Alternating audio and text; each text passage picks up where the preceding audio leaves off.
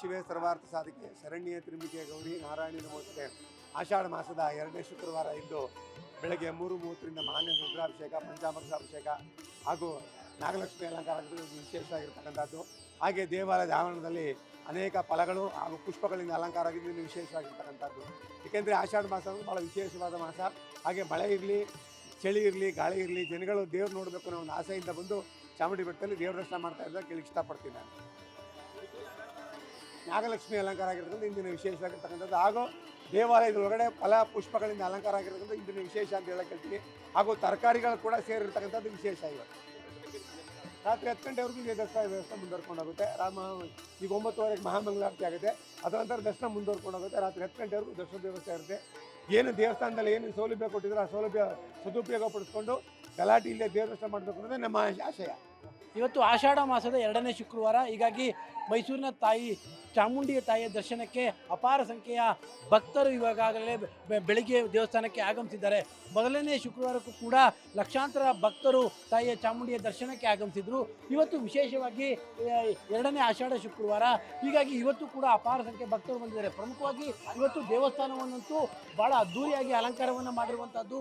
ದೇವಸ್ಥಾನದ ಒಳಾಂಗಣವನ್ನು ವಿವಿಧವಾದಂಥ ತರಕಾರಿಗಳು ಮತ್ತು ಹಣ್ಣುಗಳಿಂದಲೂ ಕೂಡ ಅಲಂಕಾರವನ್ನು ಮಾಡಲಾಗಿದೆ. ಒಂದು ರೀತಿಯಾಗಿ ಎಲ್ಲ ರೀತಿಯಾದಂಥ ತರಕಾರಿಗಳನ್ನು ಜೊತೆಗೆ ಎಲ್ಲ ರೀತಿಯಾದಂತಹ ಹಣ್ಣುಗಳನ್ನು ಅಲಂಕಾರಕ್ಕೆ ಬಳಸಿರುವಂಥದ್ದು ಇವತ್ತಿನ ಪ್ರಮುಖವಾದಂತಹ ವಿಶೇಷ ಅಂತಲೇ ಹೇಳ್ಬೋದು. ಯಾಕಂದರೆ ಕಳೆದ ಬಾರಿ ಬರೀ ಹೂಗಳಿಂದ ದೇವಸ್ಥಾನವನ್ನು ಅಲಂಕಾರವನ್ನು ಮಾಡಲಾಗಿತ್ತು. ಈ ಬಾರಿ ಹಣ್ಣುಗಳಿಂದಲೇ ಇಡೀ ದೇವಸ್ಥಾನದ ಒಳಾಂಗಣವನ್ನು ಅಲಂಕಾರವನ್ನು ಮಾಡಲಾಗಿದೆ.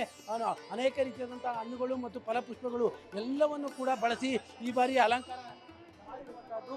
ಹೀಗಾಗಿ ಒಂದು ರೀತಿಯಾಗಿ ಆಷಾಢ ಮಾಸದ 2ನೇ ಶುಕ್ರವಾರ ಮತ್ತೊಂದಷ್ಟು ಕಳೆ ಕಟ್ಟಿದೆ ಅಂತಲೇ ಹೇಳ್ಬೋದು. ನೀವೀಗ ಗಮನಿಸ್ತಾ ಇರುವಂಥದ್ದು ಚಾಮುಂಡಿ ತಾಯಿಯ ಗರ್ಭಗುಡಿ ಇರುವಂಥ ಒಳಾಂಗಣದ ದೃಶ್ಯಾವಳಿಗಳು. ಒಳಾಂಗಣದಲ್ಲೂ ಕೂಡ ಒಂದು ರೀತಿಯಾಗಿ ನೀವು ಗಮನಿಸ್ತಾ ಇದ್ದೀರಿ ಅನೇಕ ಹೂಗಳನ್ನು ಜೊತೆಗೆ ಅನೇಕ ಹಣ್ಣುಗಳನ್ನು ಬಳಸಿ ಈ ರೀತಿಯಾಗಿ ಅಲಂಕಾರವನ್ನು ಮಾಡಿರುವಂಥದ್ದು. 4 ಆಷಾಢ ಶುಕ್ರವಾರಗಳಲ್ಲಿ ಕೂಡ ಇದೇ ರೀತಿಯಾಗಿ ಒಂದೊಂದು ರೀತಿಯಾದಂಥ ವಿಶೇಷವಾದಂತಹ ಅಲಂಕಾರವನ್ನು ಕೂಡ ಮಾಡಲಾಗುತ್ತೆ. ಅದರಲ್ಲೂ ಇವತ್ತು 2ನೇ ಆಷಾಢದ ಶುಕ್ರವಾರ.